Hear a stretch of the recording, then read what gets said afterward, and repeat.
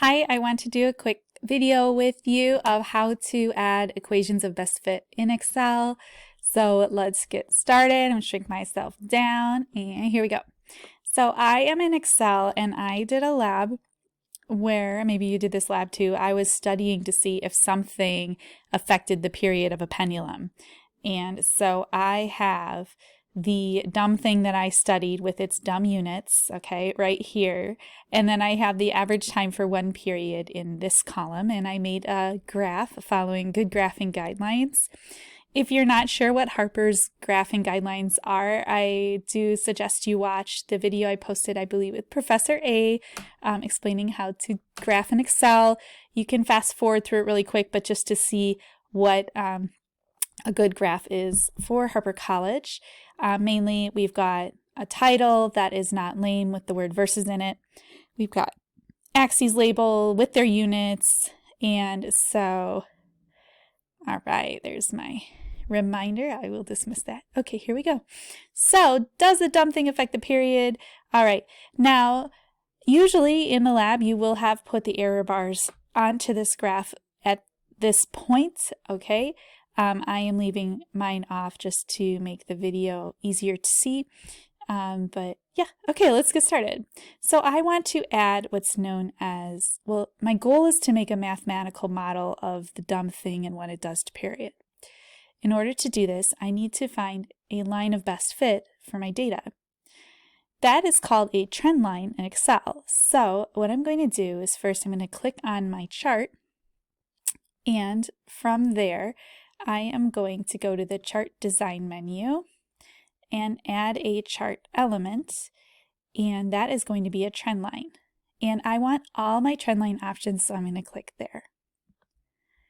You'll notice that the first thing that mine is doing to me is it's adding a straight line to this. All right, no big deal. What we're going to do, well, actually, I'm going to pause for a second and come back, and then I'll tell you what's up. All right, so here we have there, conveniently put a line on there. A line is not necessarily what we want, but it did start filling out this little menu over here. So let's just take a look. I'm going to click on this octagon. We've got, I don't know what shape that is. Is that depressing? Pentagon, I think. Yep. What I really want to do, though, is go to this bar graph here. And that's going to give me all of my options. And you see here there are all sorts of different graphs that I can choose. Now, I have to be honest, Excel has done an update that has really made me mad. I'm going to use my mad face here and make big. The thing is that if you see, some of the fits are grayed out. The reason the fits are grayed out is because they're not a really good fit for this set of data. Excel is being smart for us and kind of telling us answers that I was hoping that to teach you how to figure out for yourself. But there's not much I can do about that, so we're just going to handle with what we've got. So in our course, we are going to be focusing in on a few of these fits. Linear for sure, logarithmic, power, and exponential. We are not going to be working with the polynomial fit or the moving average.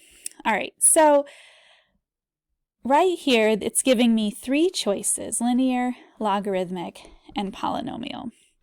Those are, two of those, linear and logarithmic, are choices that I do allow us to use for the class. And so what you're going to do is click on whichever one that you want to start with. So let's just start with logarithmic. Okay, now we've got logarithmic fit on there, and the next thing what we want to do is make sure that Excel displays the equation and the r-squared value on the chart.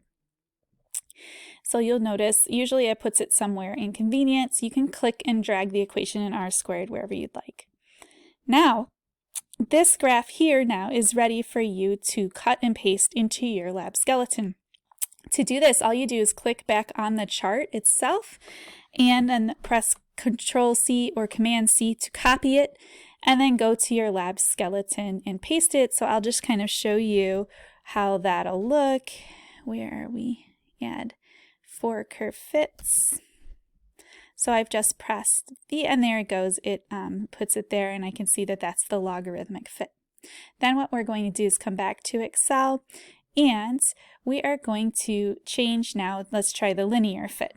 Okay, you'll see that it's now displaying the equation in the r squared. I'm going to move it a little bit and we're going to put that, copy and paste into our lab skeleton.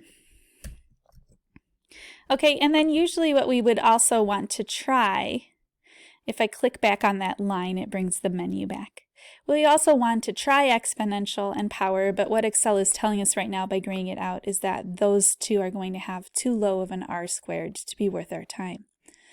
So what you would write in your lab skeleton is just a note that Excel will not allow the other two fits. Okay, that way I know what's going on. And some people will have the old version of Excel that will allow all 4 fits. Other people will have this new version.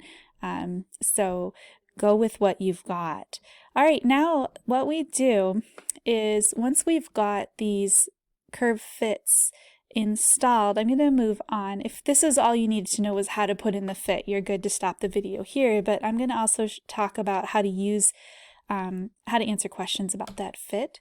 So I'm going to kind of move on in the lab. So I am done writing my fits. So I'm going to close my Excel and take a look at typical lab instructions after this. Okay, so the typical lab instructions after this would be to evaluate the curves to determine the best fit. I've got 2 curves here that are competing with each other. I've got the logarithmic curve here with an r squared of 0.8067, and here I've got my linear fit with an r squared of 0.972. What I'm going to do first is figure out which one of my fits has the largest r squared.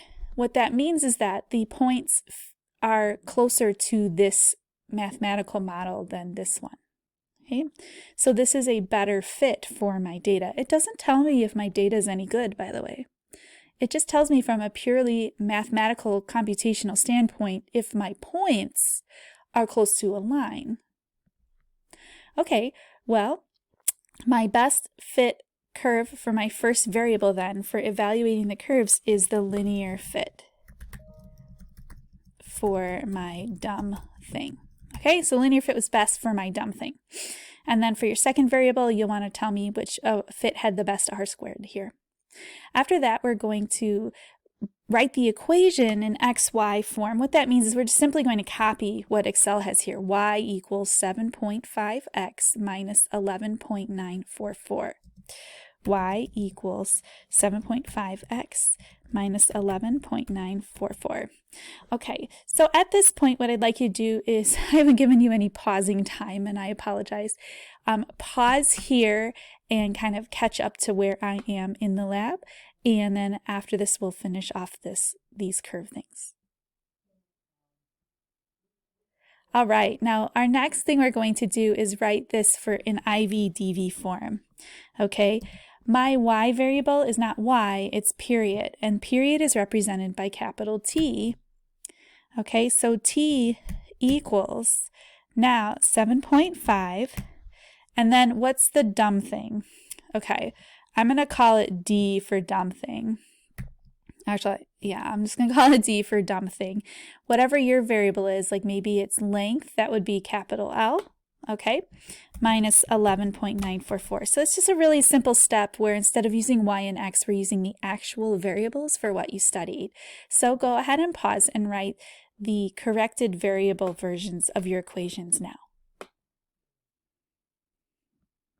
You got it? That's fantastic. Okay, now we're going to use our best fit curve to draw conclusions.